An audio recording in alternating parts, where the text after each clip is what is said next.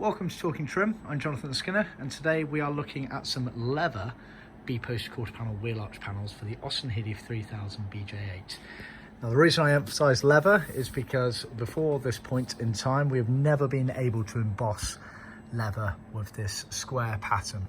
The square pattern was only a feature for the vinyl Ambla versions of these panels leaving the factory originally, which is what we've commonly supplied for years, and if customers wanted full leather trims then this was just plain like the BJ7.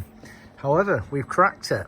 After much playing around, we've worked out how to do them in leather, and as you can see they come out really nicely. This is our dark blue grained leather. Obviously we can offer grained or smooth depending on the colour.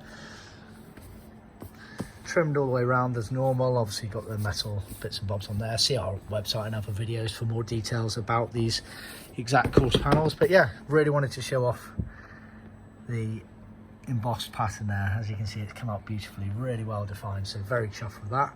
So watch this space. We'll be updating the details on our website to allow for that, but in the interim period I'll obviously let people know if they are ordering leather ones that we can do this now.